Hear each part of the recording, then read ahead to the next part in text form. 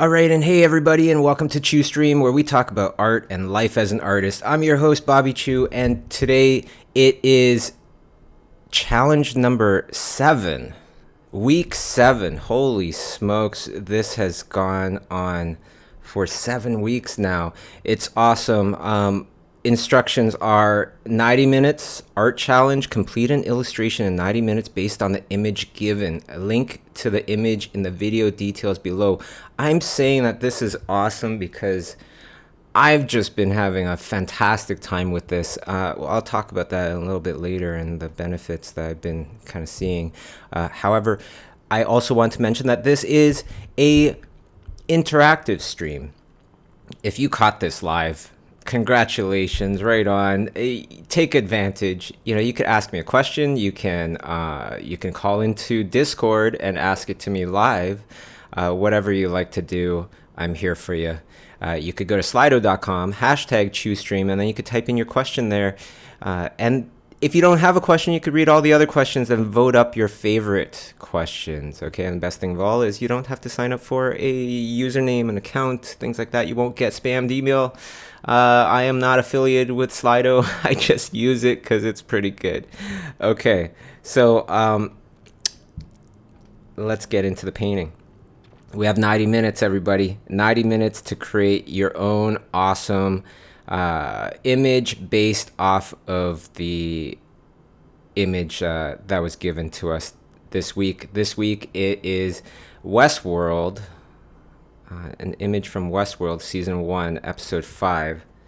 I thought this image was super cool just because of the lighting situation here. But now, before we go on any further, just a reminder to subscribe to this channel so that you can find this channel again. Also, hit the notification button so you'll be notified when there's a new video. Okay, and for all of you Discord people that just heard me fall silent, it was a little video just saying subscribe to my channel so you won't forget, and you will make it a priority to get better every week and practice your art and do fun art stuff or get educated about cool artists and things like that. So here we go. I just want to say I cheated this week. Can I just admit that? I was having way too much fun with this challenge. I started to come up with this more epic kind of idea. Okay, so I went 7 hours. If you're wondering how long this one took me and you're thinking, wow, how's Bobby moving so fast? I'm not moving in real time, everybody. I'm giving us the same 90 minutes. And if you want to go over 90 minutes, hey, this is all about learning and having fun, and most of all, improving and learning and doing something for yourself. So if you want to take 7 hours, like what I did, you can absolutely do that. You will see, I like today's stream especially because you'll see me going through the idea stage. I'm thinking about certain ideas here. Maybe she's a little tiny, she's a human and there's a giant behind her, and you don't see the giant because, in the background, it's darkness, right? Using the illustration, using the image to create something that is inspired by the photo, but doesn't have to be. You can go total representational and just work out some really good kind of skills that way. I wanted to also show some awesome 90-minute art challenges over the week. So when you hashtag and you upload somewhere on social media and you hashtag 90-minute art challenge, then I can find it. Okay, so this is from Leaf ASCII. Super cool. Wow, right? That is really wonderfully inspired by last week's photo of the bird. And then this one was from a couple weeks ago, but holy smokes, so cool. And the process, and then there's the inspiration from a challenge, I think number 7, something like that, or number 5, and then the bird. A lot of awesome birds. This one was really cool. I suggest like take a look at his whole entire journey, Stephen's whole entire journey, going from the inspiration, the bird photo, to that illustration. This one, super cool too, just experimenting with colors. Very very interesting results. Bird, lovely. Another lovely bird. And all of these, you know, you might look at it and go, well, that's not the best bird I've seen, but all of these are pretty much, they're all done in 90 minutes as well. You know, that's part of the huge challenge here. Look at this one. In 90 minutes, full illustration. I love it. I love it. Way to go, everybody. Okay, now back to the painting here. You can see I kept going as I was showing you those examples. You can see that I have 2 big giants now. That's what I'm kind of thinking here, and they are in the darkness. All right, let's go on to a question. But as I go on to this question, I would love to know where everybody's from. It's so cool seeing how many people are coming out from all the different places in the world.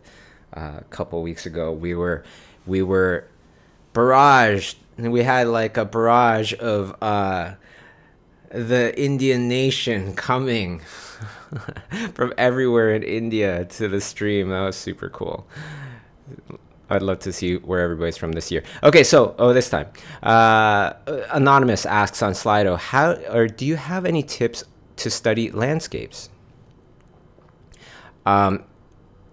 Yeah. You know, I was just thinking about this yesterday, actually. One of the best tips that I found that has worked for me is look at a landscape and just pick out, however complex it is, simplify it down to just 3 things. You know, all those buildings, maybe that's one horizontal giant rectangle kind of cube, you know, with little jagged parts after and things like that. Just trying to simplify things helps you to not only have a kind of less intimidating time painting it, but an easier time painting it, because your thoughts are a lot more simplified. And when your message is a lot more simplified, it's way more absorbable by everybody looking at it, right? So many times, some of the best epic pieces that you see are pieces that have a very clear message. And that means that's very easy to absorb, even if it's very complex. Holy smokes. Okay, so we got Germany, Switzerland, Ohio, Germany, Malaysia, Belgium, Philippines, Ukraine, India, Italy, Morocco, Australia. Wow, today's everybody from everywhere. Copenhagen, Germany, UK, Illinois, Italy, UK again. A lot of UK, a lot of Germany here, a lot of Italy, Ukraine, Indonesia, Thailand, Sao Paulo, Brazil, Malaysia, South Africa, Mexico, Philippines, India, Italy, Ukraine, Leeds, Poland, Toronto, Spain, Brazil, Mexico, Australia, Indonesia. It just keeps going. Holy smokes. Romania, Tucson. All right, I think I'm done. There's just a million places. It's awesome. So awesome. Here's what I've kind of started to experience. I want to kind of tell you guys as well. I really have been loving these streams because I've been forcing myself to committing. Right? This is the 7th week doing this and studying different photos with different kinds of lighting, different artists, different paintings. And studying these paintings hardcore, studying these photos hardcore, studying them more than once is what I'm saying. Not only that, but thinking about it in a way, painting it and studying it in a way where I know I want to try and paint this out of my head later on with no reference. Right, this one I am using reference because I'm making a hardcore like 7-hour painting that you'll see. But that's the idea here. And even if you do use the reference in the very end, hey, whatever. As long as your thinking is constantly like, okay, how do I make this out of my head? How does this make sense to me so I could recreate it or recreate other versions of it without looking at the original? You know, that's owning information. And what I've seen happen, and please let me know in the chat as well because it's quite encouraging. I've started to see connections happen, right? Connections between certain paintings, certain artists and other artists, certain kinds of lighting and other kinds of lighting. You know, a more obvious one, perhaps for professionals, is that generally when you're going darker with the same situation everywhere, same base color of the object and everything, when you're going darker, you're generally going more saturated as well. Right? When you are going lighter, things get less saturated. So many of you that have been following these challenges might have noticed that, and it wouldn't be a bad thing to test it out with this photo. You know, select the darker blue parts of her dress and then select the lighter parts in her blue dress. Same thing with the hair, perhaps. You know, but then also every rule has its exceptions. And that's where I'm getting at now, because a lot of professionals, they know this perhaps, or people that have taken schoolism classes know this anyways. As tones get darker, they generally get more saturated. And then there's the exceptions. So where's the exceptions happening? Well, you see how there's subsurface scattering in that hair. Just underneath that ear, it gets a bit more saturated if everybody takes a look at the attachment, the image for this this week. It gets a bit more saturated. And I've seen this as well, of course, with other kinds of paintings, other kinds of photos. But paintings especially are nice to kind of observe, where that is a situation where the subsurface scattering parts could get more saturated than the darker parts. Anyways, I got pretty nerdy there. I hope you guys don't mind. I love this kind of stuff. I love this painting stuff. So I just wanted to kind of mention that. There was another situation like this before where I've seen it, where as the object got darker, the colors actually got less saturated. Now here is the ultimate bonus question for you. If you know why, let me know in the chat. What kind of situation, if there is only one light source and the object is one solid continuous color, what situation would the color actually get less saturated as the image gets darker, as the object turns away from the light? And why? That one's a good one.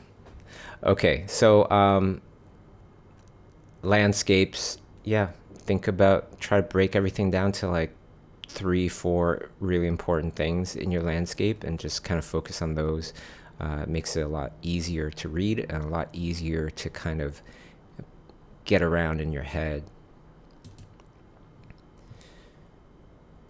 Federica, what's a good way to improve or study character design? What's the proper training to be able to grow in that type of interest? Oh my gosh, great question. Do something like this. Have your study, right, from your favorite artist or whatever, that character, draw that character to the point where you can kind of draw it out of your head. Now, depending on your skill level, it might be very easy. You might need to just draw it like 1 or 2 times. But if you're more of a beginner, yeah, you might have to draw it, 20 times and slow it down and draw them slow for 20 times, measuring everything and kind of really making things make sense in your head. I got some guesses here for why a colored object would get warmer or less saturated in the shadows. So somebody said when it's a cool colored object and the light is warm.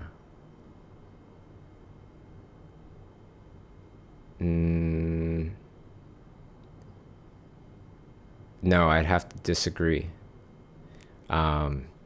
Because if it's a cool colored object as well, like, in the shadows, how's that going to make the color less saturated, right? The background, the lights hitting the subject differently in the front. It's the same light source. It's the same light source in this situation. The reflective light.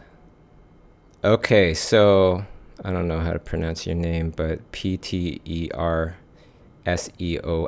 I'm gonna just consider that one. Yeah, you got it.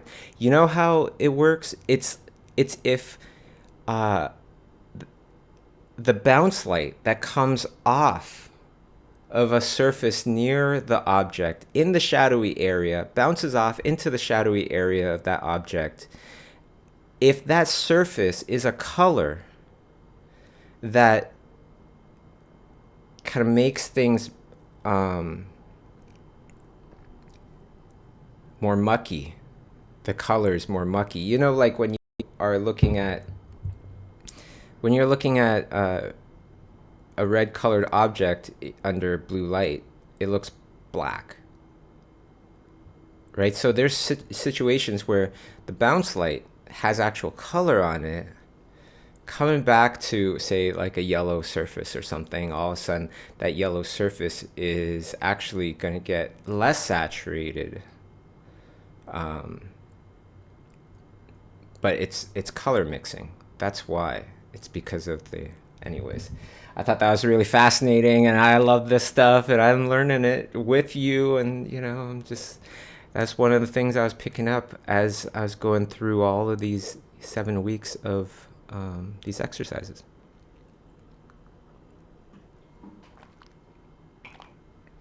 So I thought that was really cool. That was in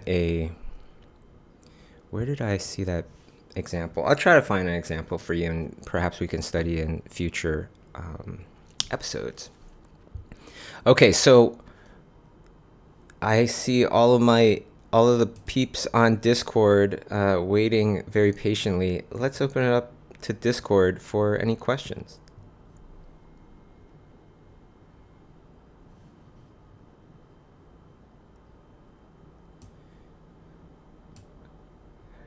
All right, 3, 2, 1. I guess not. Let's go. Oh, okay. I have there was an interesting discussion on Discord about this question from Macharo. Okay. She was wondering, what do you think about art school? Are there any cons, and what are the to consider going to art right now? Maybe do you have any thoughts or not to go? Maybe. It was cutting in and out a little bit. So the question was about art school. Yeah, what do you think about art school and the pros and cons of them? What to consider to going to an art school or not, or learning on your own? I think the best thing about art school is really for people that don't have as much self-discipline. If you have a lot of self-discipline, I would highly recommend just learning yourself. You'd save way more money, and you can invest that money into equipment, technology that would help your career.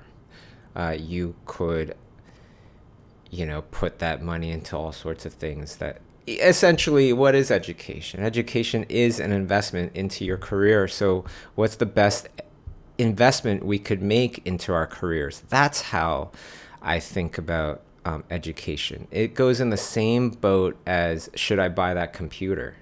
Should I upgrade my software? Well, how much is it going to cost me? Time and money. And is it worth it? So that's how you want to think about it. If I have to pay, I don't know, $250,000 for 4 or 5 years of education, perhaps that is worth it because I'm learning from the best of the best, and it will put me into a stratosphere that people can't get to. You see it all the time, and you can kind of, you can see this quite a lot on this show called Shark Tank that I watch sometimes, where people pitch their business ideas, right? And when they say, I went to Harvard, all of a sudden Mark Cuban's ears perk up, and he's like, oh, Harvard. It just takes you more seriously. So if there's an advantage like that is that great, that it's worth that money, then do it. That's how I think of it, right? If you cannot afford it,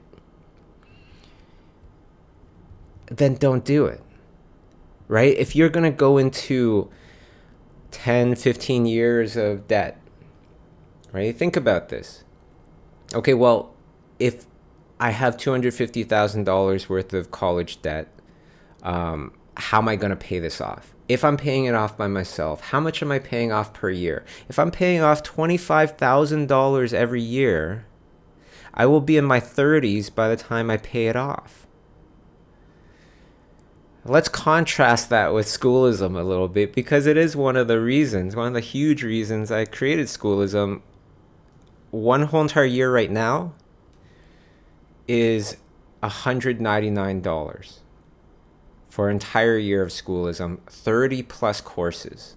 How many courses would you go through in a year of school? Think about that. Think about, who are you learning from? What have they done? Because the best people to learn from are the people that have done it. Usually these people are still doing it, which is why they can't teach you, because they don't have time. So think about it logically. That's what I encourage, And if logically it doesn't make sense to pay $200 for a year of 30 plus courses, a little bit of, self-discipline there, versus, okay, I don't have enough discipline, I'm going to spend $250,000 for 4 years of education, but I don't need as much discipline because I have scheduled classes and a teacher that takes attendance. Here's an idea. How many people out there would be happy to check on you for an entire year to make sure that you are doing your quote unquote homework for $1,000?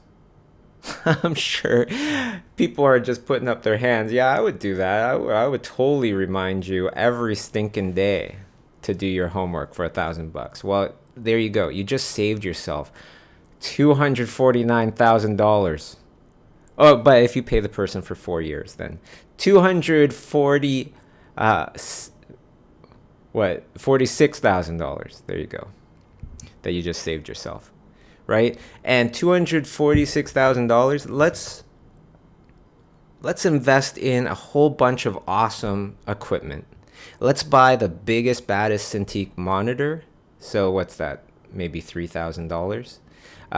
Biggest, baddest computer. Let's go crazy. Your dream computer. $8,000, $10,000 gone. You still have saved yourself over $200,000 by far. Plus plane tickets and hotel at Lightbox for the next 5 years. Let's think about that, right?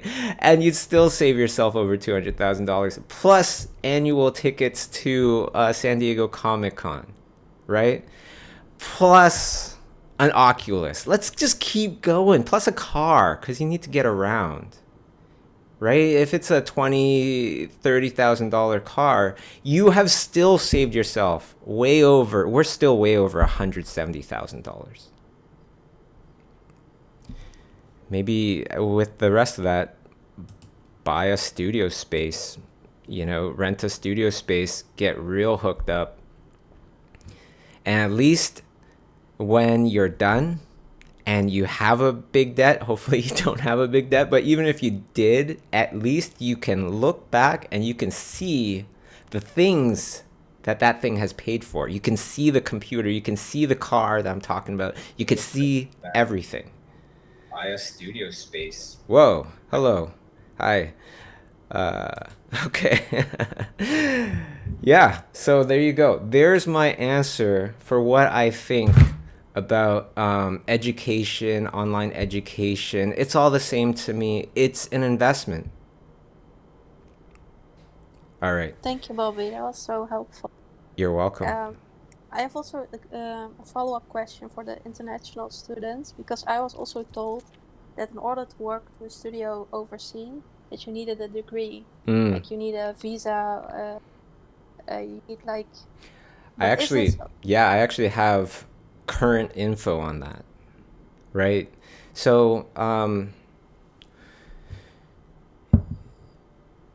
so it looks like very, very likely, just about for sure, that Kay and I we're gonna move to San Francisco this year, sometime this year. Both of us we're Canadian, you know. We're neighbors of America, but we're not American, so we do need a visa. Kay never finished school. She dropped out after third year because she got a job working on something for Disney, and then after that another thing, and it didn't make sense to go back. Well, she's the one that's going to be working in San Francisco. I'm tagging along. So they need to create get a visa for her. She wrote out her experience. She has years of experience. And I think the one big thing was that she did talks. She did a lot of talks, a lot of workshops, talked at schools, things like that.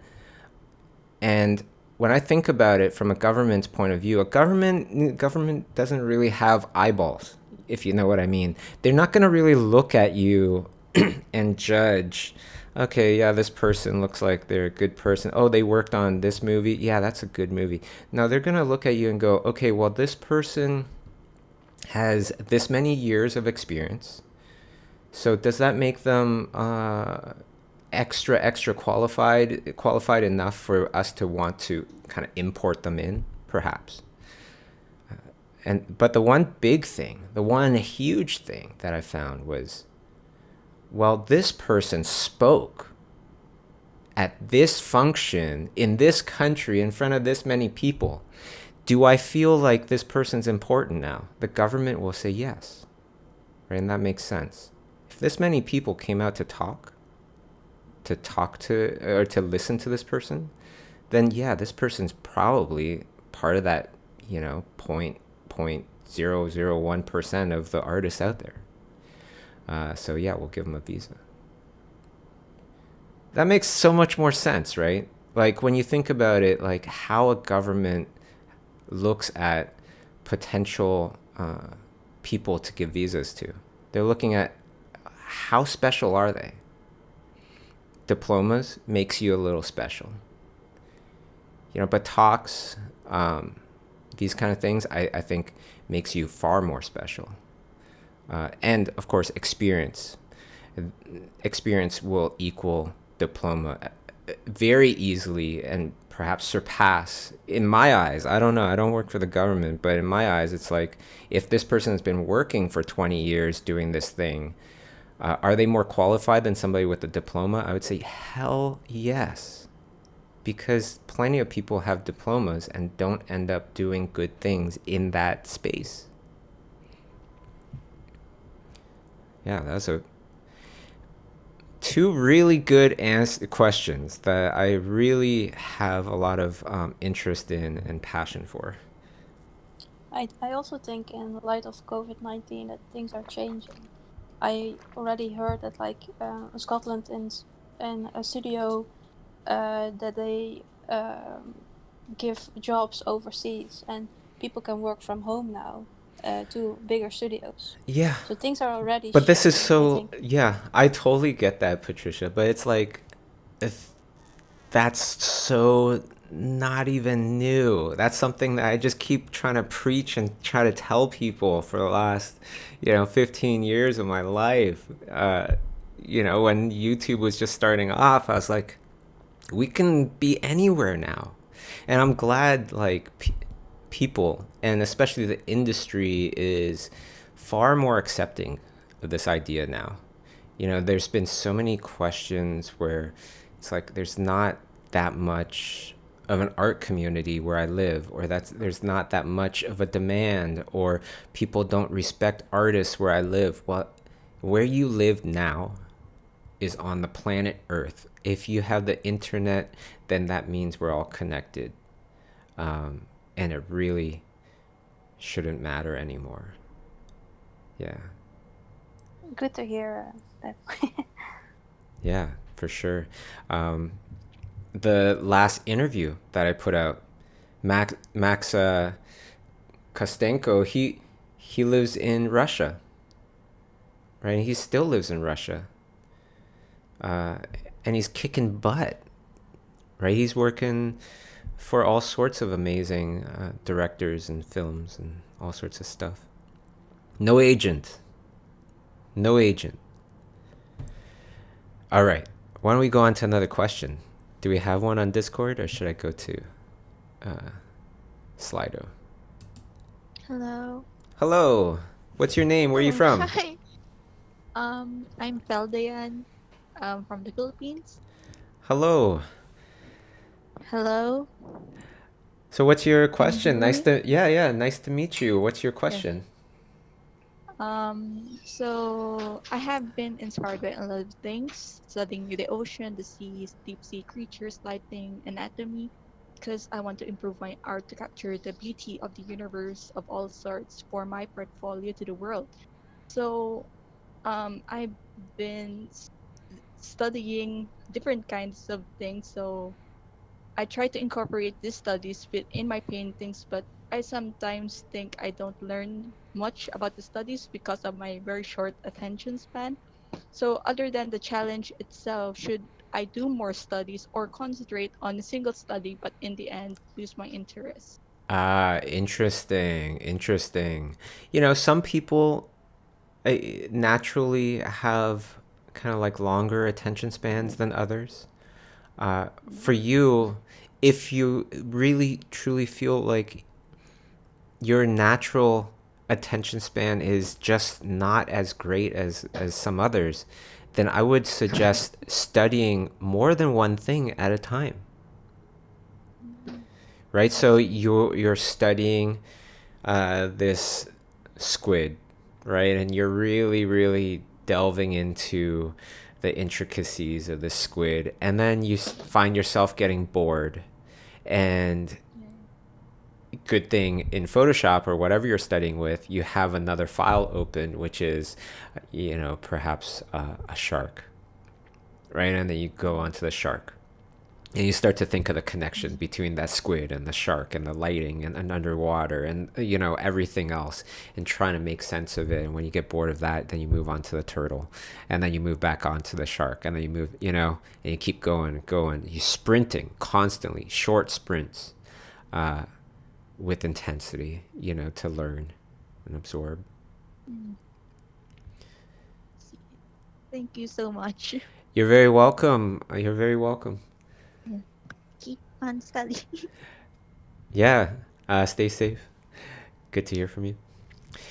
Great. Why don't we go on to a Slido question next, and then we could pop back onto Discord. Okay, so Discord people, get ready. This next question comes from Poppy. Poppy asks, "What do you do when you're really sleepy in the middle of the day?" Huh. Yeah. What do I do? I nowadays I go to sleep because I'm in quarantine and it doesn't really matter. And, I could work a few more hours or whatever. Um, yeah, so my hours right now, they're kind of all over the place. But when I'm really sleepy and I'm at work, generally I'll just get up, walk around a little bit. Exercise has been good as well, even though it might seem counterintuitive, like you get more tired after you exercise. But yeah, the other thing is that uh, it's really in your mind state, right? Like if something you're getting sleepy, you're driving, and all of a sudden you realize you almost hit a car, and then you just you're jolted back up, and you are awake as like you drank 5 cups of coffee. Um, you could think about it like that, right? And try to wake yourself up that way. I don't know. I will drink some coffee. I will walk around. I'll do some exercises. I'll sprint from one task to another task because sometimes I will get bored as well. Um,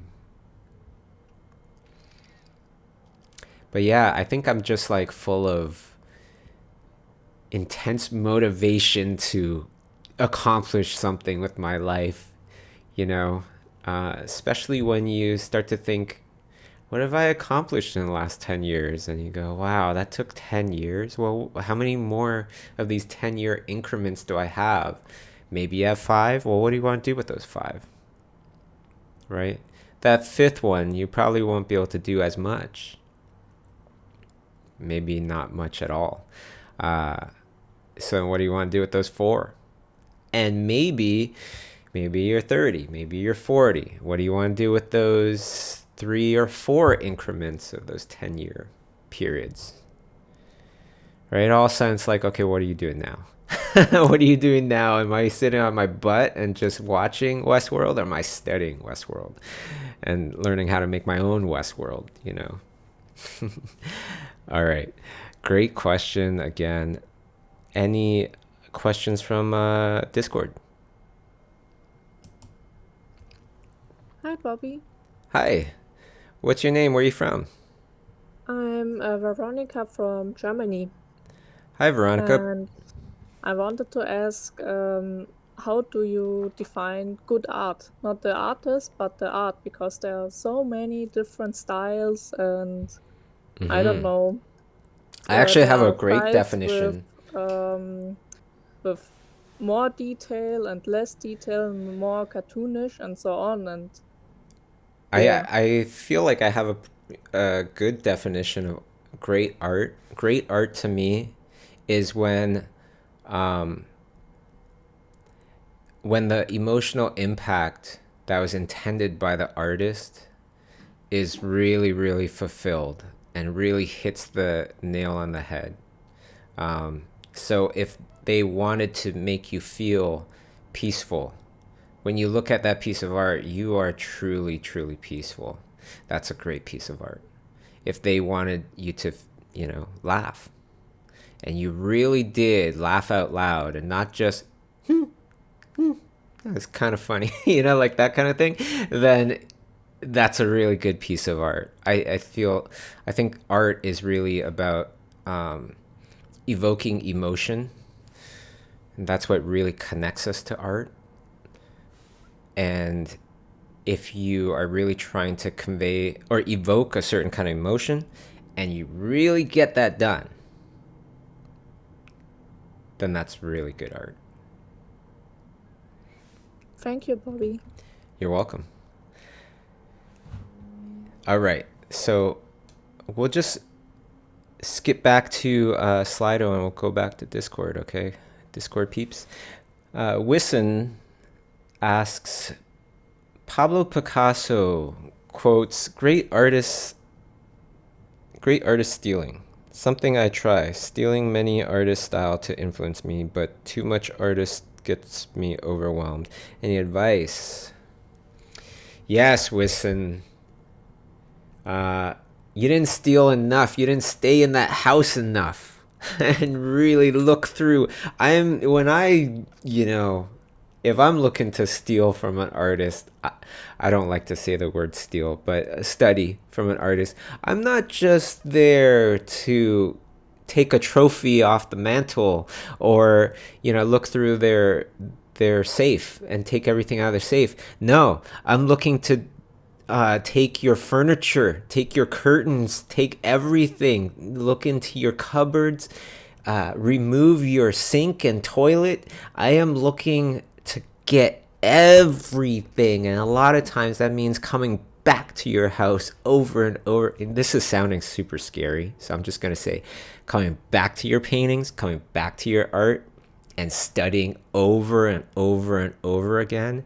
I feel like you haven't stayed on that one artist long enough to truly feel like you absorbed anything before moving on to the next. Okay. So, oops, did I just erase?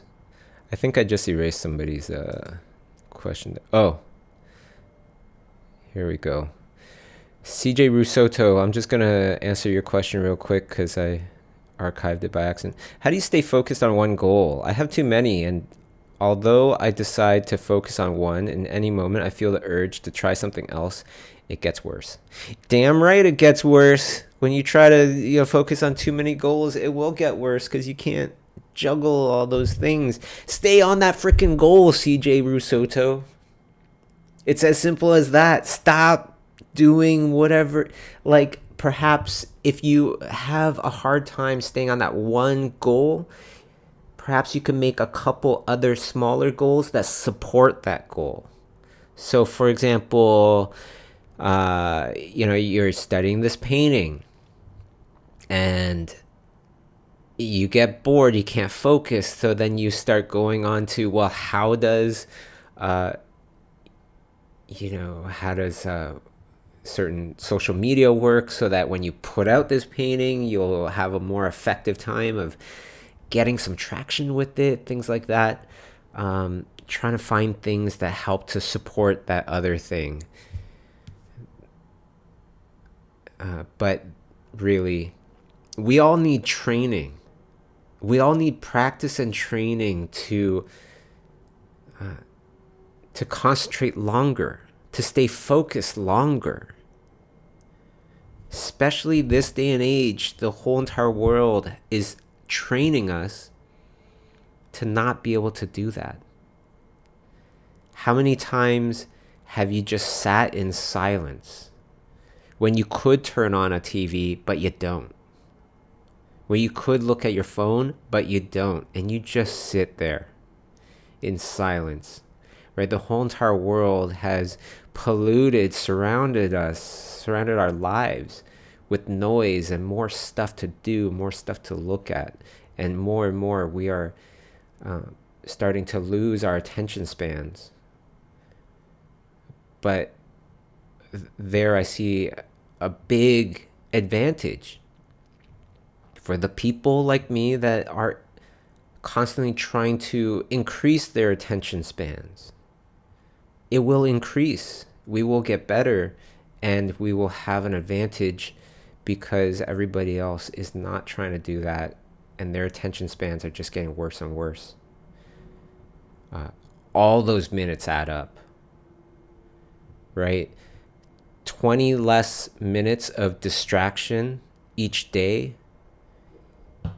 In a week, you have over 2 hours, 2 extra hours each week to do whatever you want. And if you don't think that you're getting distracted for 20 minutes each day, you most likely are.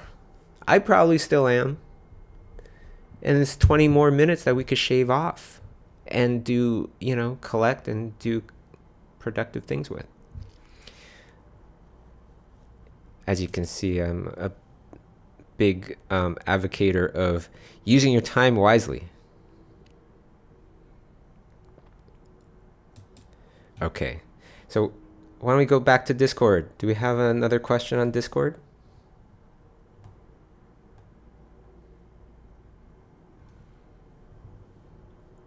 I'll leave it open for you guys for a bit. Hi, Bobby. Can you hear Hi. me? Yes, I can hear you just fine. What's your name? Where are you from? Hi, my name is Sel. Robin, also known as Robin. I'm from Taiwan. Oh, wow. Hey, Taiwan. That's where I was born. Wow, a coincidence. Hi, Bobby. I just want to ask you, where do you see yourself in 10 to 20 years' time as someone who is currently working in the creative industry? 10 to 20 years time, I see myself as being a liberator for artists everywhere. You know, trying to give us uh, more everything.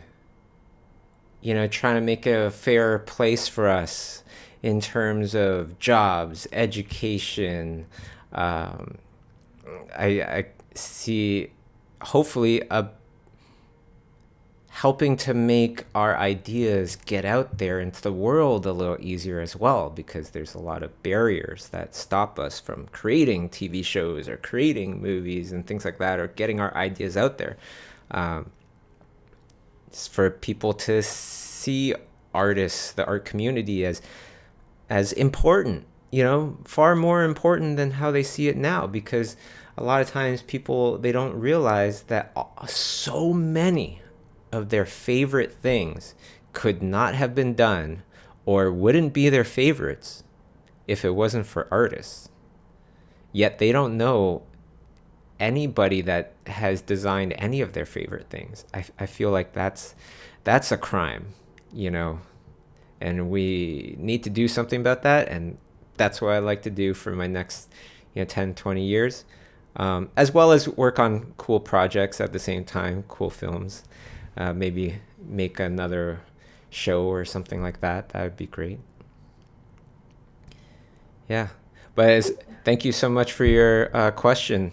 You know, I was born in Taiwan. I was born in Taipei. Uh, so it's nice to hear from somebody from Taiwan. Yeah. Thank you, Bobby, for asking me that. I also was born in Taipei as well. Oh, cool. Cool. Yeah.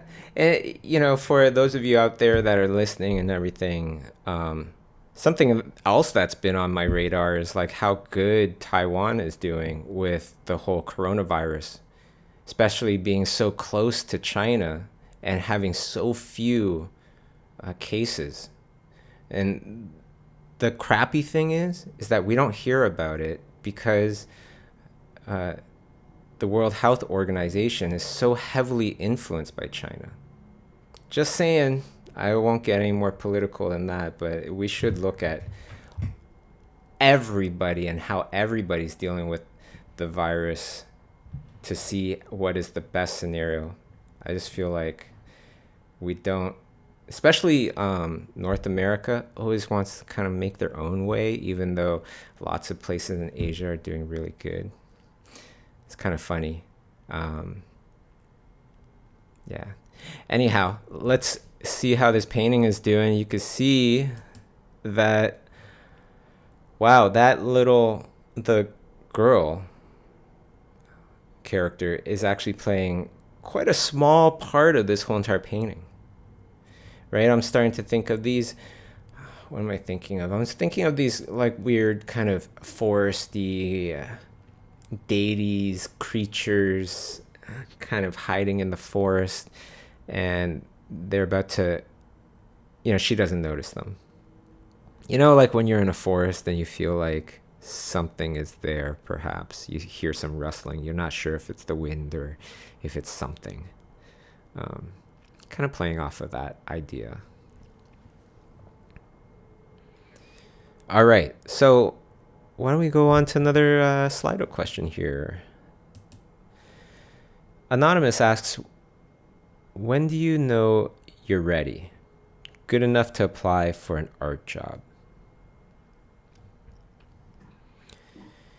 That's a tough one because generally what I felt, especially thinking about my own path and and all these people that I've interviewed for the past 10 plus years, I'd say at least half of the people never thought that they were ready for that thing. But they did it anyways. It's either somebody gave them that opportunity or they just said, screw it, I'm going to just try. What's the worst that can happen? And that's how I kind of feel.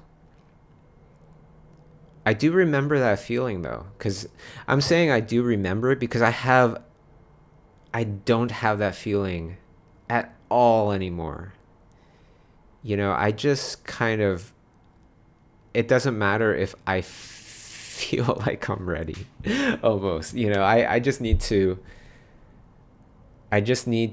know that it's logical for me to try at this point. It doesn't matter how I feel about it, you know, because most likely I know that how I feel might not necessarily be how I am, right? Like, how many people out there don't feel beautiful, yet all of the people around them tell them, you are, you know, you're not ugly, you look great, you look fine, you know, stuff like that. So that's why I'm just like, yeah, I don't know if I would really kind of go with how I feel. I would probably ask somebody else that I trust that knows the business. Yeah, that seems like the much better scenario there. That's what I did when I was just starting off. I was trying freelance. I was doing some crappy freelance every night, going to my job during the day, and I wasn't sure, you know, because like I wasn't getting really good jobs. So I was thinking maybe I don't have the skills, and so I emailed a couple of my favorite artists and asked them, "Do you feel like I have what it takes? Do you think I'm ready? If you don't, I highly appreciate it anyways, because I respect you and I just want an honest opinion."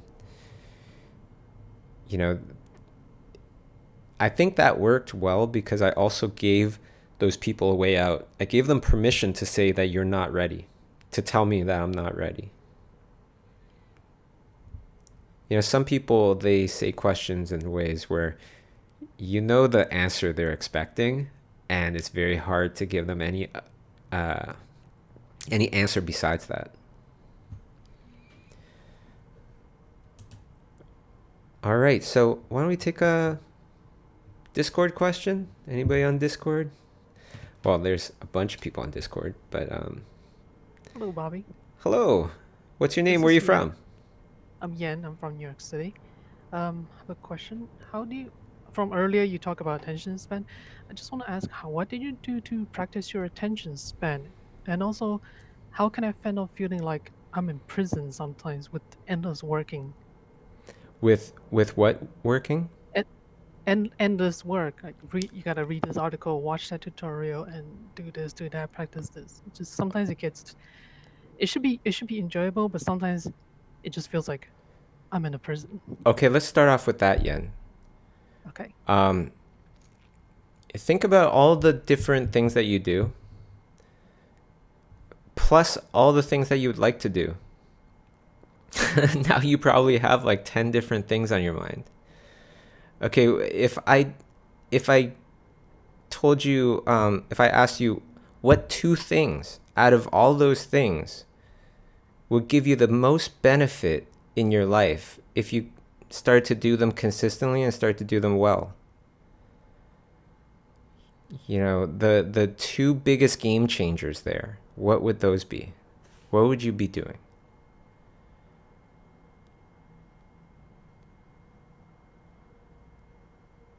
Do you have a answer? Are you still there? I am. I think being able to do extremely well drawing and full paintings. I Okay. think. Now I'm not too good at making on this No, one. that's totally fine. There is no wrong answer here, Yen. So, okay, drawing. What, out of all the different things that you could draw, what do you think are the one or two things that you would like to draw better, that you think if you did, it would improve, your career the most? If you got better at drawing what?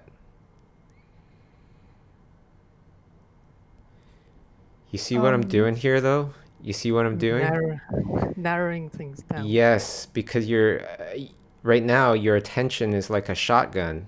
You're looking to spray your attention everywhere in these giant categories. I want to paint better. I want to draw better. That everybody does. What aspect, right? And try to drill it down to specifics, and then just concentrate on that until you own that, until you like really learned it, absorbed it, and then move on to the next thing. Or stay on that same thing. If it's working well for you, stay on that thing and get better and better and better and better at it. Right now you're concentrating on too many things, I think.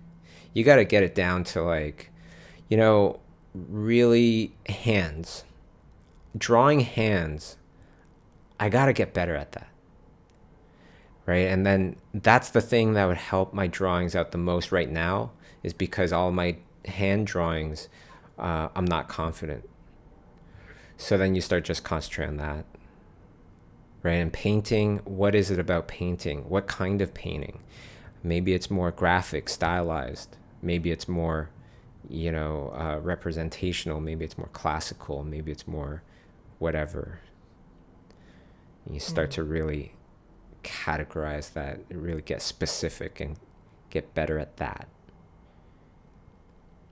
Isn't there a way to help me decide more confidently that I have stayed on this long enough that it's time to move on? Because I'm thinking about what you just said, and I thought, is it a week, a month? How can I know with some confidence that I think I've got something and I can move on? Here you go, Yen. Another one. Oh. Okay. Whatever you learned, would you be confident that you would still know how to do that? You would still remember and know how to do that in 2 months? If not, then that means you don't own it yet. You want to own this information so that you aren't just going around picking up stuff and dropping it in like 2 weeks. You know what I mean? Yeah. Yeah. Thank you, Pablo. You're very welcome. Another great question. Awesome. Anybody else on Discord that wants to ask a question? Feel free to speak up. Yep. Oh, right on. Hey. Hello, Bobby. What's your name? Where are you from? Emric from France. I've been here before, but it's always really, really great. I had actually 2 questions related to schoolism. Sure. I was wondering if there was going to be a course on animation someday, because I feel like it's the only thing that is maybe missing from the overall greatness of all the courses there are, and I feel like it would be a real good complement to everything that is already there. And also if there was going to be a course about finance management for freelance artists or stuff like that. Thank you. You're very welcome, Emric. Thanks for calling back. So the very first one, there's the finance thing and there's the animating thing. The animating thing. That one I would love to still do. I just gotta figure it out. I just gotta figure out how everything would go, and if we need any new infrastructure in schoolism to be able to do that, because now we're talking about critiquing videos as opposed to critiquing images. But it's definitely something that would be doable and something that I'd be excited to do, especially when Procreate came out with their animating functions. It's kind of, it's a lot more simplified and everything than a lot of those hardcore animating programs, but It was really fun. It was really, really fun. I kind of got back into animating. So hopefully in the future. And then the next one, the business thing. Yeah, I just wonder the demand for an like a the business of art kind of course. I really do wonder about that. So I guess you can let me know in the comments and YouTube, and when the stream is over, you could put in a comment if you want to see that. I could start working on that. I actually have worked on that, and I've done workshops for hundreds of artists talking about my own kind of philosophies of the business of art, and many of these are very universal. So I might currently the next class that's going to come out on Schoolism is an art workout by Nathan Fowkes, which should be super fun. It's all on color, light, every day doing quick little exercises on that. That one would be so awesome. I'm so excited about that. Yeah, Nathan is such a artistic hero to me, and when you talk about art workouts, that's the guy. That's the guy that you truly want to train with, because he has been doing, art workouts, like daily exercises, for over 20 years. I heard the only... definitely crazy about that. That's so awesome. Oh yeah. Actually, Emmerich, it's funny. He told me, I think in the last 20 years he's only missed a daily exercise the day that he was getting married, and I think the only other time was because he was sick or something in the hospital, maybe, and that was it. Extreme times. Yeah, and when he was in the hospital, he was writing his book using voice dictation. So he was still working. He was still doing stuff. About that story. Yeah. That's so crazy. Yeah. Thanks for the question. Thanks for the answers. Yeah, you're very welcome. Great. Why don't we go on to a Slido question now? Anan asks, what advice would you give someone who feels all of his ideas are too complex to pull off at the moment and just practices a lot without making finished works? Oh man, that's tough, because this person wants to do these epic paintings or whatever, but that's not really how you learn the quickest. You learn the quickest by studying very simple things and finding the relationships between one thing and the next, and slowly building your way up until it's complex. How do you learn to draw the figure extremely well? You start off with parts, and then you do what everybody does, where you're doing gesture drawings and full figures, 1 minute, 2 minute, and you're really learning how all these parts work together. But I found that when you take a person that's learned the parts, how does that head really work, and drew that head like a million times, and the torso a million times, and the hands and the arms and all these parts a million times, and then you ask them to do gestures and just kind of go for it and draw the pose, they'll be able to draw that stuff quite nicely and loosely, as long as that was a goal that they had in mind. Because there are some types of drawings where you are meant to spend days, weeks, sometimes months doing just that one drawing. All right. Let's go on to one more Slido question. Oh, I answered that one. Oh, okay. Anonymous asks, can you list some painting masters to study color from? Sure. sure. Let me see here. I actually have a folder here of a few artists that I like. Let me see if I can I just share the screen for a second here. Okay, boom. Dutch artists from the 1600s. There's a lot of incredible Dutch artists, Dutch painters out there. Abraham, I don't know how to pronounce a lot of these names. Bloemert. I totally screwed that up, and I apologize to all my Dutch friends out there. I just insulted probably, but it's Abraham, Bloemeart.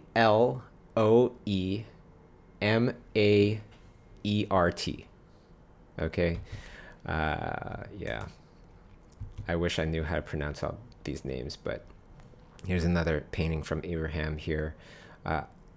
I like this painting because you can almost see like a unfinished underpainting here. Just kind of neat to see. You see one over here too, which is kind of interesting. But I just like how he separated all the different layers here of people in the foreground, people in the background, and stuff like that. Here's another Dutch artist, Bartholomew. I hope that's Bartholomew Vander Helst. Oh my god. You see, I'm just embarrassing myself. You know what? I'll make sure that I go back in and I write all of these names down. But here's a bunch of his beautiful paintings. It's very interesting how he uses the darks, you know, how they merge into other things. This is very interesting too, how the dark velvet was portrayed. I thought that was really neat. This guy looks like Tweedledee Tweedledum. Loved this one. I just love it. Perhaps it's something that I might study with you guys later on. So, okay. Vermeer, right? Everybody knows Vermeer. That's definitely, this one's very interesting, especially if you've seen the documentary on how people think he might have painted with mirrors and such. Very, very interesting. Supposedly, he has no underpainting, and that's why people think he used some sort of technology back in the day. Abraham, oh my gosh, I'm not going to try to pronounce this, but Russian painter from the 1800s, Abraham, last name is Arkhipov, or Arkhipov.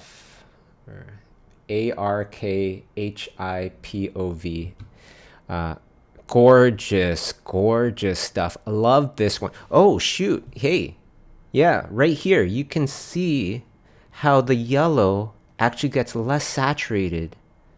This is a perfect example of that. It actually gets less saturated in the darkness. And then over here, another, yeah, we should study this one, because here you can see another patch of dark tone that actually gets more saturated, right? Because of subsurface scattering, right? It's getting into the cloth, making that cloth glow. Wow. Awesome. I'm so glad I got this question. You know, and this is very interesting too, just the colors and everything, and how saturated do colors get when they get into the light? How saturated do they get when they get into the dark? How are they getting influenced by the surrounding, by its surroundings, perhaps? This one's super neat too. The looseness. Same artist, completely different color palette here. Very interesting, right? Love this piece. Okay, you know what? I'll get into more of these towards the end of the stream here. Or let me know if you want to hear any more, because, you know, those are all images you could find off the internet anyways. It's all there for us, everybody. It's all there. It's a big heaping mess, and you just kind of have to sift through it a lot of times to find the good stuff. And a lot of times it's funny because, like, even when you find the good stuff, you got to find the good version of that stuff, because there's so many different bad versions of paintings where, like, colors are all distorted and things like that. It's kind of a travesty.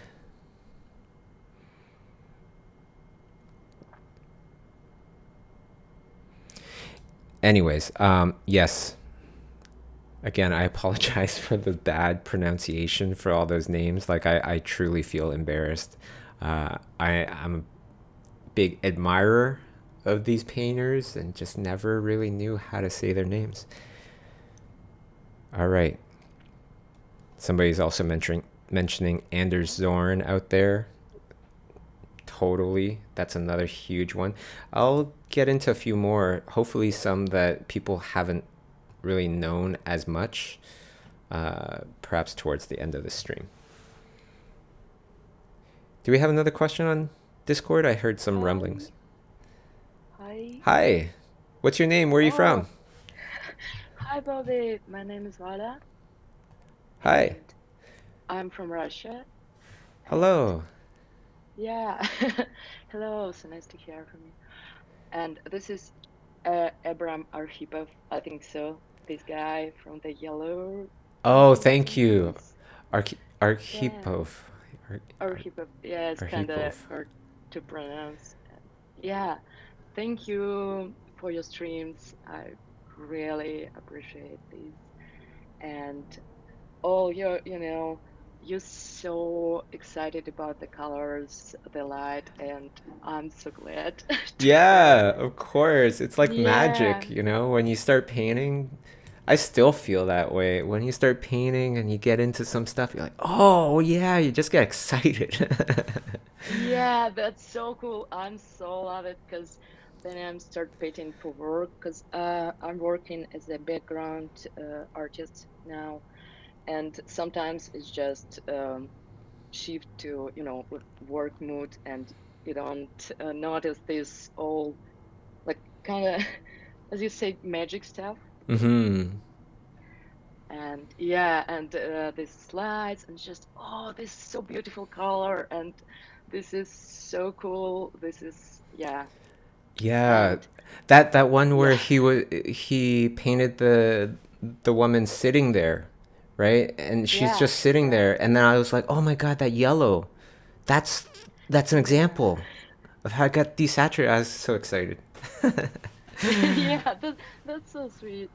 And yeah, this my question, it's about probably animation industry, and how to keep this vibe, or this atmosphere from the first concept art to final art, final character.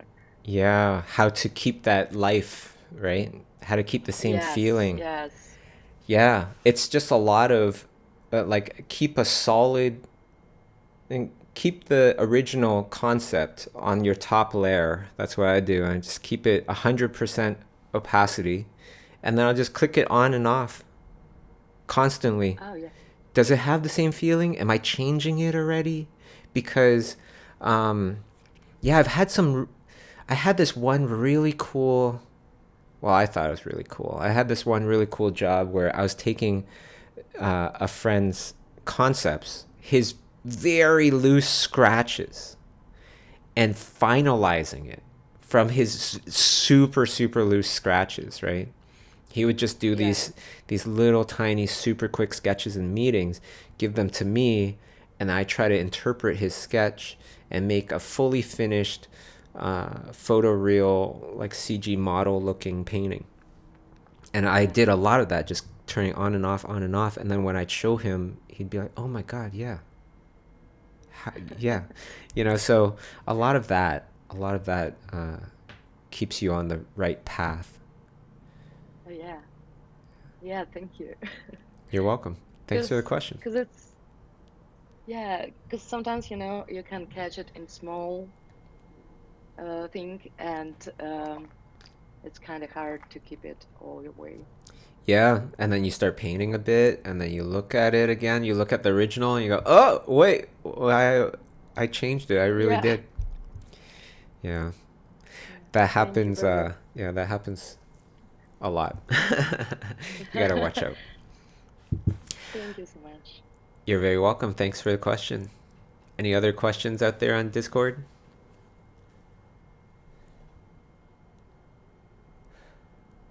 All right, so why don't we go on to a Slido question, and we'll come back to Discord and see where everybody's at. But I wanted to let you know that you have approximately 15 minutes left in this challenge, in this art challenge. And you can see I'm really going after it this week. Like I said, I spent way over 90 minutes on this. But I also kind of felt like this is a really great opportunity to show everybody the kind of riffing that I'll do off of an idea, where it starts off as this, then it turns into this, then it turns into this, and and so on and so forth. Going from absolute blank canvas to final illustration. All right, Ivory Black.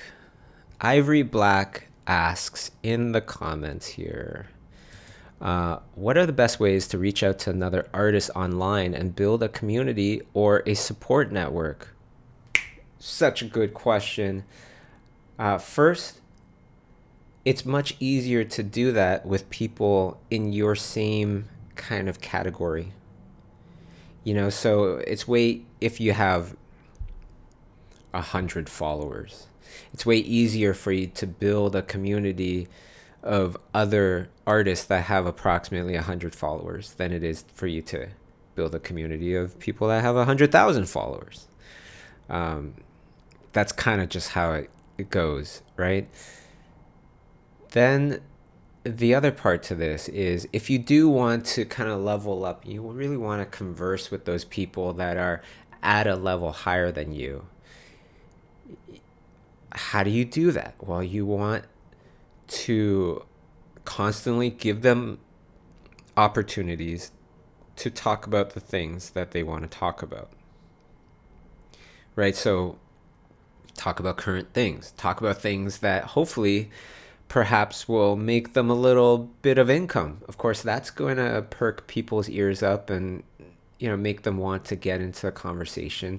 Maybe if you're asking about their whatever Kickstarter, specifics about their Kickstarter or something, then they will converse with you more. And when there's that repetition, right? When there's that repetition,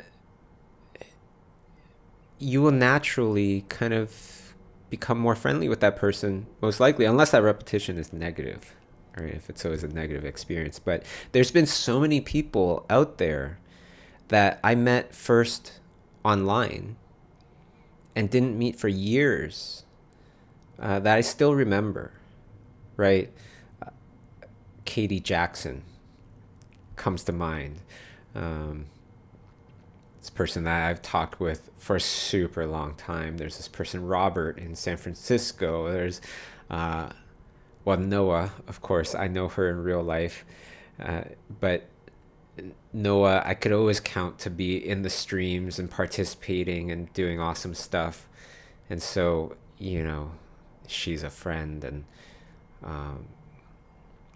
just that familiarity of just always being around, and not in any aggressive way, just in a very casual, relaxing, normal way of just hang out.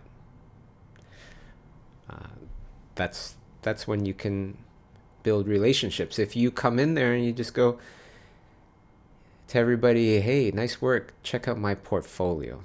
Hey, here's a little something for you. I want to say good job on this. And then right away you go, can you check out these 5 paintings and tell me how to draw hands? It's like, no, I'm not going to do that, especially if it's like something that could take you literally 2 minutes to write, and me 45 minutes, an hour to respond about like how to draw hands or something. There's no possible way I'm gonna do that. Yeah. Hope that helps. You know, a lot of times I'll ask people that have said no to me about interviews, I'll ask them again when they have something to talk about. And then a lot of times they'll be like, okay, yeah, sure. Right? Because you're inviting them to talk about things that they want to talk about. All right. Any other questions from Discord?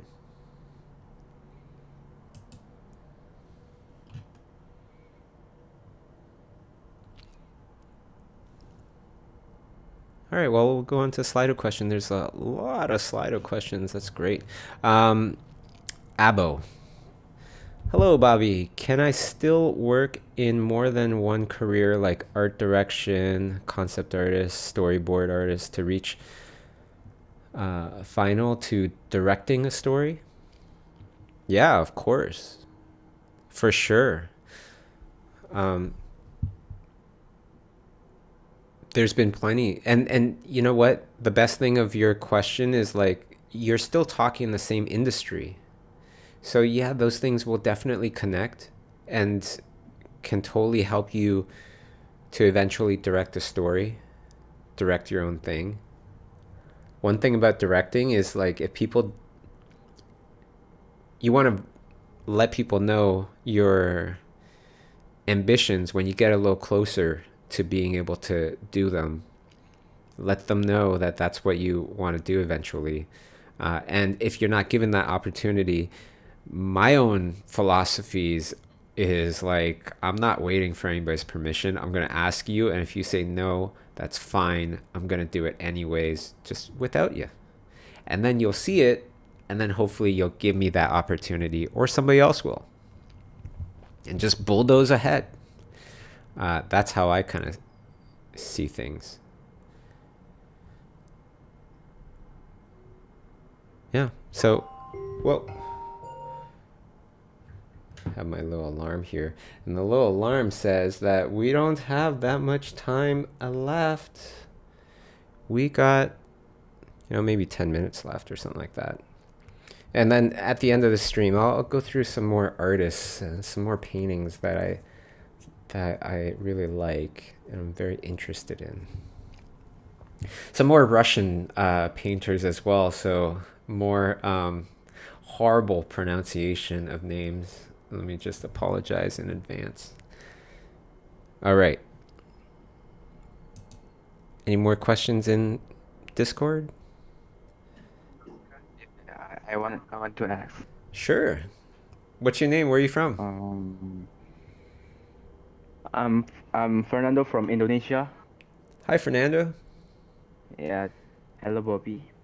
So I want to ask, how do you get good reference for practice?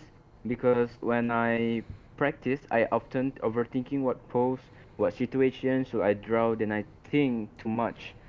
So I only draw a circle after thinking 1 or 2 hours. Oh, I'm sure it's a beautiful circle. But okay, so yeah, it sounds like your subjects are too complex. There's definitely, if you're a beginner, I would learn to find the knowledge in painting very simple things. A piece of glass, a little bronze statue, things like that. When you really, really observe and you're not just copying, but you're trying to understand, okay, this is the color that should go there. Why is it this color? Is it because of this color light? Is it because of this kind of shininess on the texture? Is it because of the base tone and all these things?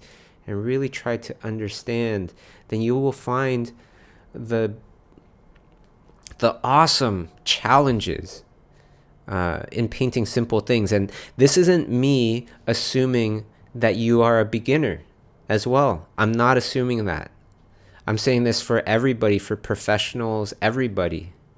There are masters of paint that still paint just flowers or something like that, because it's not just flowers to them. It's the intricacies of life, so if your subject matter is getting more and more complex, pick much more simple subject matter and find the beauty, find the knowledge and the challenges in those things. Trust me, it will lead you to those epic, beautiful, complex ideas that you have. It will. I hope that helps. All right. Why don't we go on to a Slido question now? Wolf asks, hi, I study illustration and animation at home. I'm 21 and I still didn't get a job. Is that a problem? Should I use this time to get better or chase for jobs now? Wolf, you're still young, my friend. 21. You have your whole life ahead of you. I would concentrate on getting better and putting it out there so that perhaps I could attract some jobs. That's what I would do. Because then you're doing both. And that's literally what I've always done. Because if you can get into the habit of attracting jobs with your art, so you're constantly learning, then all of a sudden you will never have to look for a job. I kid you not. Because I've said this a few times, if you have the internet, we are connected. And that means wherever you are, in Russia, Indonesia, Taiwan, everywhere, it doesn't matter. If you have the internet, as long as you learn enough and you show that you've learned that, there will be a point where the whole world will have no choice but to notice you. I guarantee it. You just need to keep learning and think about, okay, well, out of the entire population of artists, where am I right now? Am I in that, top 1%? Or am I more like in the top 90%? If you're in the top 90%, you're not really in the top, the top percentage. You're in the majority, right? And if you feel like, yeah, the majority probably spends 5 hours on art a week, and you're spending 5 hours of on art a week, then you need to spend more. If you're not getting the traction, if you're not getting the career that you want. And most likely, there's going to be a bunch of people out there that are thinking, 5 hours a week? That's a long time. I don't spend 5 hours a week on art, especially during this quarantine. You're probably right. And you're probably in the bottom part of the art community. You are. Because we're in the same pool, you and I, as well as all of the other Chew streamers on here.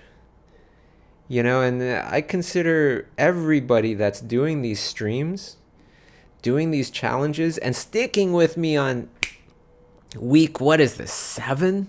Oh my gosh. You are in that top 1%. I pretty much guarantee it. If you've been doing these challenges every week, you are in that top 1%. Most likely you are beyond that. You are in the top 0.05% or 0.01%. And as long as you keep continuing, you and I will get into that 0.0001% of all the artists out there. Because how many people would do weekly studies, weekly illustrations on their own for years, right? So if you keep going, we will get more and more into the small percentages of artists out there. And before you know it, the world notices you because you're rare, you're special. Even though everybody's special out there, that's how I feel. But sometimes you need to do a little work to get it all out. Okay, so there you go. There's my painting, all done. I hope you liked it. I had a blast working on this.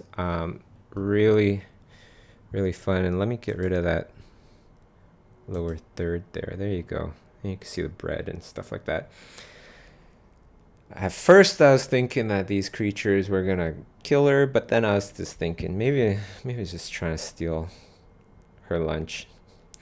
Now let's get into those other artists, shall we? In the last few minutes of our stream here, I hope that's cool with everybody. I'd love to share some more art with you. Okay. So our Hipov. I already forgot how to say his name. Anyways, awesome. Another Russian artist, Alexander Ivanov. I hope I pronounced that right. It's always interesting to see how people create these like crowd scenes with all these various poses and perspective and stuff like that.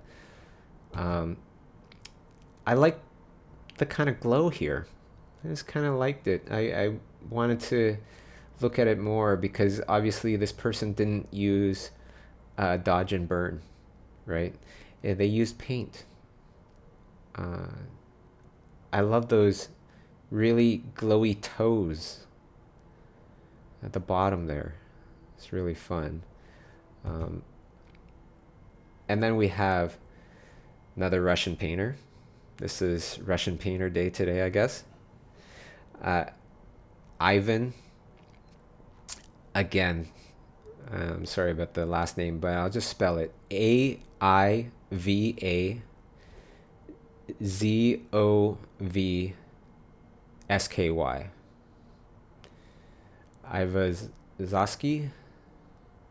Ivazovsky? I don't know. Ivan Ivazovsky.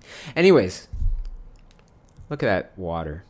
This painter I really like because of his fascination of the water and the glowing effects that he would create with the water. It gets a little airbrushy at times, but it's fascinating to see how he depicts water. You can see that glow again right in the center there. It's lovely. You got a nice little suggestions of a ship in the back.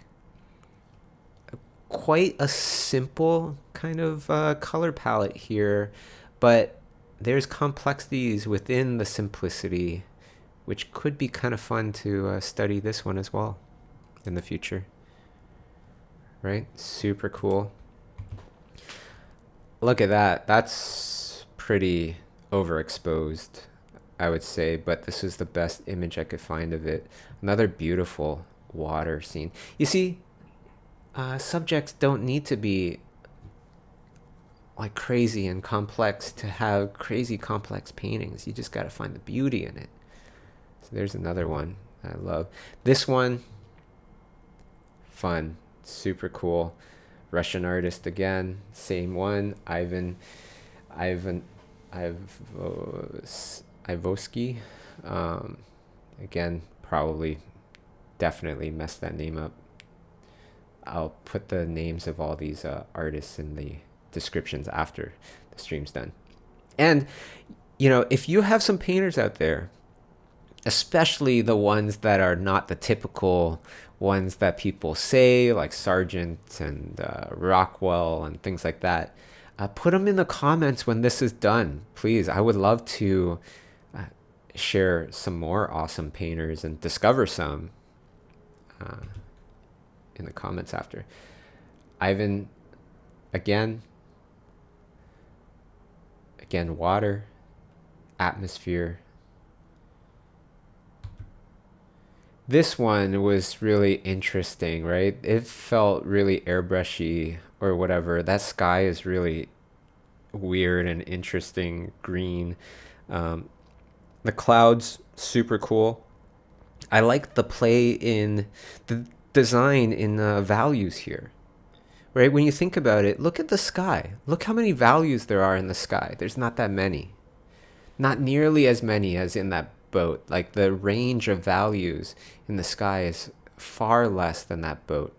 That boat has such dark values there, and having no dark values to really kind of ground it there, I thought that was kind of interesting too. And how that boat doesn't feel like it's totally just floating on the page kind of thing. Nikolai, Russian painter Nikolai. I don't know how to pronounce his last name. G-E. G. But yeah, another beautiful painting. The darks, the subtleties in the darks there.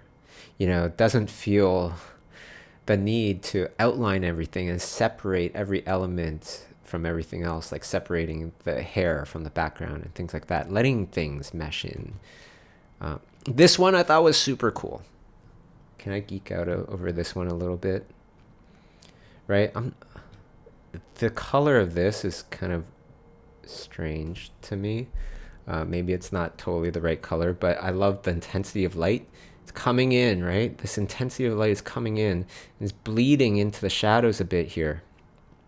Okay, but then this is a cast shadow, so it gets super, super dark.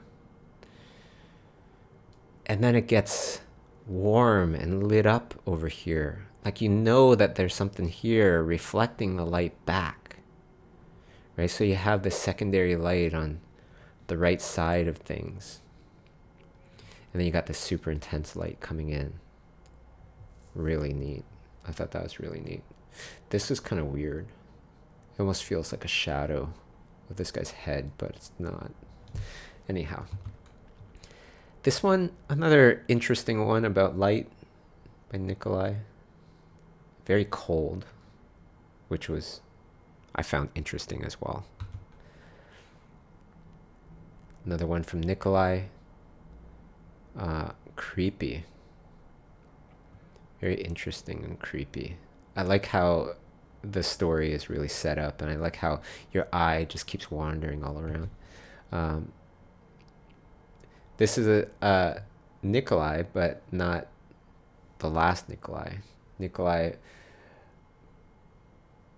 Bogdanov Belsky. B-O-G, like Bog, Dan of Bogdanov Belsky. Nikolai Bogdanov Belsky. Hopefully that's not that bad. Bogdanov, and then Belsky is Belsky.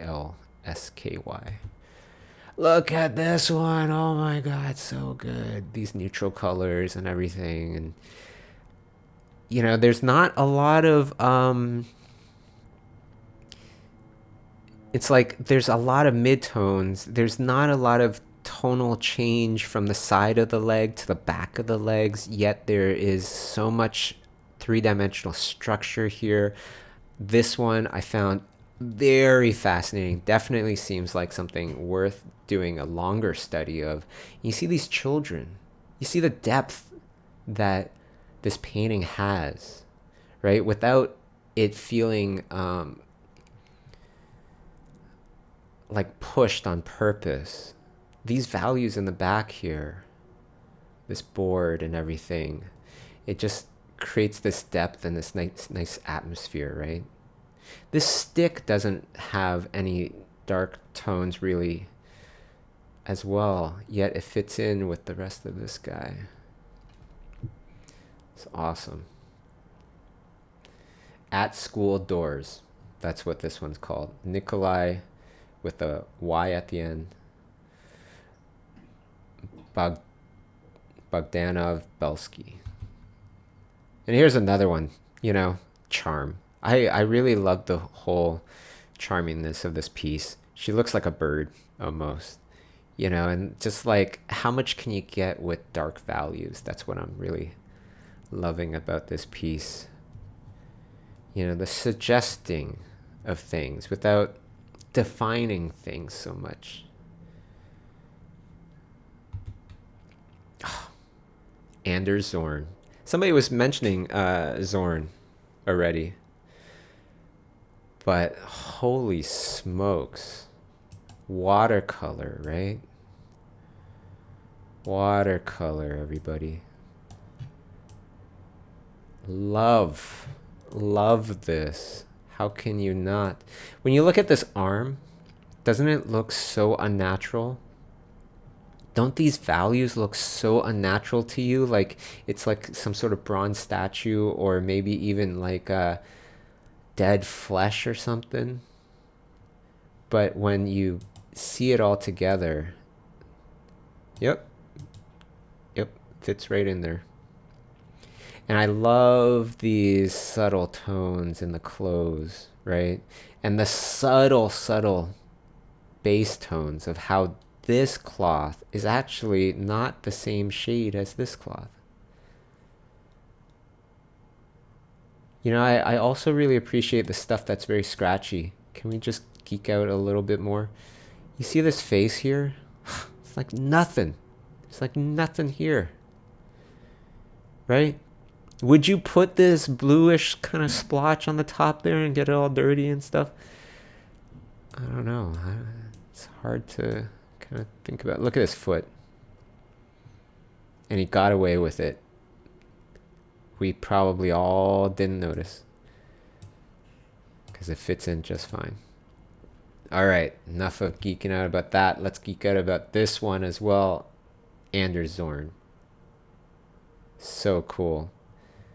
I love how these things just kind of bleed out and how the ear is nicely simplified. And I love this slight warm tone in the eye here. Look at this eye and the color. And look how warm these colors get. Look at the lightness of the hole in the nostril, because a lot of us will go straight to dark tones. A lot of beginners will pick out like the darkest tone. You know, creating these features that we feel should be super dark, but not actually using that dark of a tone to do it. This finger. Let's geek out about the finger a little bit. Right?